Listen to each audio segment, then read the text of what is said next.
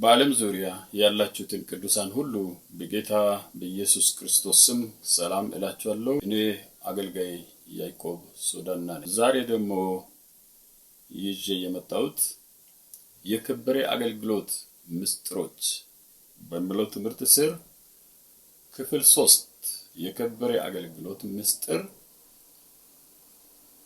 የምናገለግለው ሕዝብ በሚለው ክፍል ውስጥ ትምህርት 2ን ይዤ መጥቻለሁ። ትምህርቱን ከመጀመሪያ በፊት ለጌታ ኢየሱስ እንጸልያለን።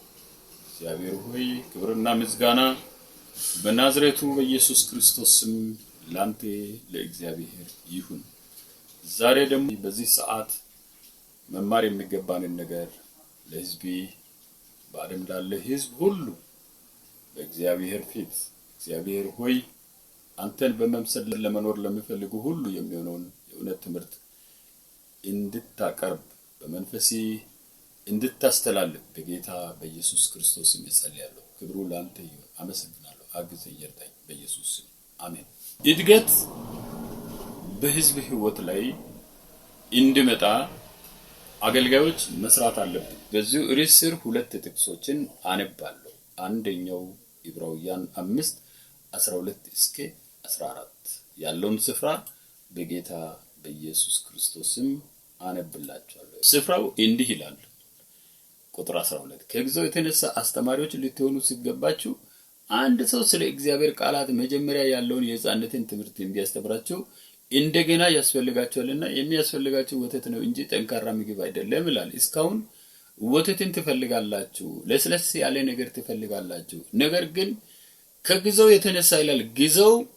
ጊዜው ግን እናንተ ከጀመራችሁበት እስካሁን ድረስ ያለው ጊዜ ሲታሰብ አስተማሪ የምትሆኑበት ለበል ነው። ግን እስካሁን ድረስ የሕፃንነትን ምግብ ጡት ወተት እየጠባችሁ ናችሁ። በወተት ደረጃ አላችሁ። ጊዜው ግን በጣም ሰፊ ነው። ረጅም ጊዜ ቆይታችኋል። በክርስትና በመንፈሳዊ ነገር ባላችሁበት ካመናችሁበት ጊዜ ብዙ ጊዜ አልፏል። ነገር ግን አስተማሪ የምትሆኑበት ደረጃና ጊዜ ደርሷል። ነገር ግን ሕፃን ሆናችሁ እስካሁን ድረስ ወተት ነው ጡት ማጥባት ለበል ላይ ናችሁ የሚለውን ይናገራል። ትርጉሙ ማለት ነው ወተት የሚጋት ሁሉ ሕፃን ስለሆነ የጽድቅን ቃል አያውቅም። እስካሁን ወተት በመጋት ነው የምትኖሩት። ይሄ ደግሞ ሕፃን ወተት በመጋት የሚኖር እርሱ ምንድነው? ሕፃን ነው ይላል። ስለዚህ እስካሁን ሕፃን ናችሁ።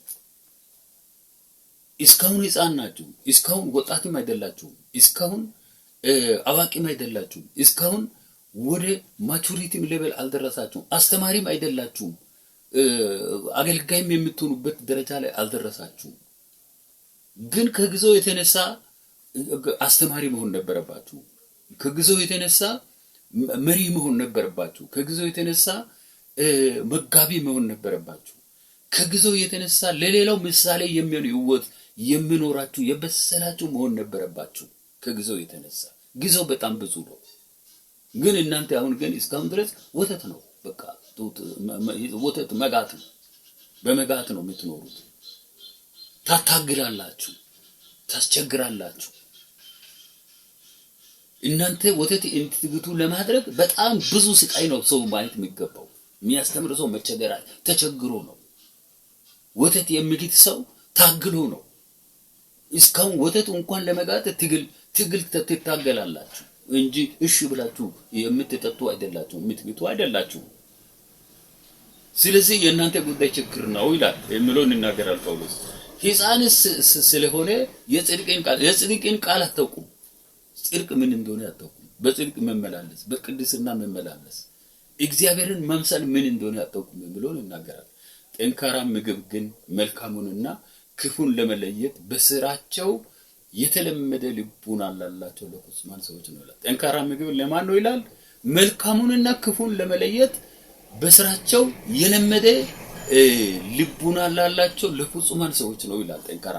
ጠንካራ ምግብ ለፍጹማን ነው። ጠንካራ ምግብ የጽድቅን ቃል ለሚያውቅ ነው። ጠንካራ ምግብ የጽድቅንና የቅድስና ኑሮ ለሚያውቅ ነው። ጠንካራ ምግብ ፍጹምነት ላለው ሰው ነው። አምላኩ ፍጹም እንደሆነ ሁሉ ፍጹም በመሆን በፍጹምነት መመላለስ ለሚፈልግ ለሚመላለስ ሰው ነው ማለት ይሄንን ይናገራል። ዕብራውያን 5:12 እስከ 14 ያለው። ሁለተኛው ጥቅስ ደግሞ ዕብራውያን 6:1 እስከ 3 ነው። ስፍራውን በጌታ ስም አነብላችኋለሁ። ስለዚህ የክርስቶስን ነገር መጀመሪያ የምናገረውን ቃል ትተን ወደ ፍጻሜ እንድንል እስካሁን የክርስቶስን ነገር መጀመሪያ የምናገር ሀሁ ላይ ናችሁ እናንተ ኤሌመንተሪ ሌቨል ላይ ናችሁ። እሱን እየፈለጋችሁ ናችሁ። ሀሁ በሚለው ነገር ላይ ናችሁ ያላችሁ። ስለዚህ ይሄንን ነገር ይህንን አይነት ነገር ቃል ትተን ወደ ፍጻሜ እንዴት ይላል? ወደ መንፈሳዊ ነገር ወደ ፍጻሜ ወደ ማለቂያ አካባቢ ወደዛ እንዴት እዚህ ጅማሬ ላይ እየታገለን ብቻ ዘመናትን አንጨርስ የሚለው ነው። መሰረትን ደግመን አንመሰረት መሰረትን ደጋግመን እየመሰረትን ይደግመን እሷንም ብቻ እየሰራን ደቀመን እሷን ብቻ እየሰራን እንኖራለን። እየኖራችሁ ናችሁ። ደግሞ እንደዚህ አታድርጉ።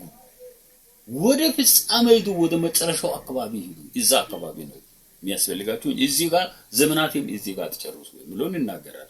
እርሱም ከሞተ ስራ ንስሐና በእግዚአብሔር እምነት ስለ ጥምቀቶች እጆችንም ስለ መጫን ስለ ሙታንም ትንሣኤ ስለ ዘላለም ፍርድ ትምህርት ሁሌ እኛ በክርስትና ውስጥ ከጀመርንበት ጊዜ ጀምሮ በቃ ማወቅ የሚገባን ይሄንን ነው ብለን የምንታገልበት ነገር ነው። እርሱ ምንድነው ይባል? ስለ ዶክትሪናል ኢሹ ብዙ ለመታገል ለማወቅ እንፈልጋለን። ስለ ዶክትሪናል ኢሹ ስለ አስተምሮ ደግሞ ስለ ሙታን ትንሣኤ ስለ ደህንነት ጉዳይ ደግሞ ከዚህም ባለፈ ስለ ንስሐ ስለ እምነት በጥንቀት ያድናል ወይስ ጥንቀት አያድንም? እንደዚህ አይነት ነገሮች ላይ እጆችን ስለ መጫን አስፈልጋል ወይ አያስፈልግም? እንደዚህ አይነት ነገሮች ላይ ደግሞ ፍርድ ዘላለም ፍርድ አለ ወይስ የለም? እንዴት ነው የፍርዱን ጉዳይ እስቲ በጥንቃቄ ማወቅ አለብን። መፍርዶ እኮ እግዚአብሔር ራሱ ነው አይደል እንዴ? እኛ ስለ ፍርድ ጉዳይ ያን ያክል እንደው በህይወት ከእግዚአብሔር ጋር በትክክል ከመኖር አልፈን በእነዚህ ነገሮች ላይ ብቻ ትግል በቃ ያደረግን ዘመናችንን እንድንጨርስ ምንድነው ምን ነገር ነው የመጣብን? እንደው በቃ ሁሌ በቃ እነዚህ ኤሌመንተሪ በሆኑ ነገሮች ላይ የመታገልን ነገር ነው ምናገዘው። እንደዚህ አይነት ደጋግመን መሰረትን እየመሰረትን ብቻ አንኑር የሚለውን እናገራለን።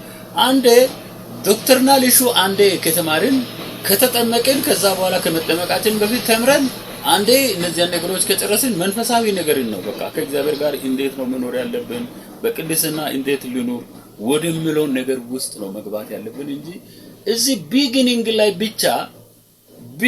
ላይ ኦር ስታርቲንግ ፖይንት ላይ ብቻ ሁኔታውን እየሰራን ዘመናችንን ጨርሰን ፊኒሺንጉ ጋር ሳንደርስ ኮምፕሊት ሳናረግ ወደ ፍጻሜ ሳንሄድ ወይ መሃል ላይ ያለውን አስኳሉን ነገር እንኳን እየነካን እያጣጣመን መኖር ሳንችል ወደ ፍጻሜው ሳንደርስ እዚህ ጋር ስታርቲንግ ፖይንት ላይ ቢጊኒንጉ ላይ ብቻ እየታገልን ዘመናችንን መጨረስ ውጤት አልባ ለውጥ የሌለበት እዚህ ጋር ብዙ ችግር አለ። በቃ ዓለማዊነት አለ። ምን አለ? ያልተለወጠ ህይወት አለ። ምን አለ?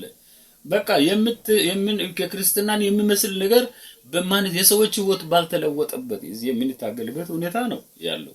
ስለዚህ እግዚአብሔር ቢፈቅድ ይህንን እናደርጋለን ይላል። ወደፊት ያለውን ወደ ፍጻሜ እንሄዳለን። እግዚአብሔር ቢፈቅድ እንሄዳለን የሚለውን ነገር ነው ይህ ጥቅስ የምናገረው።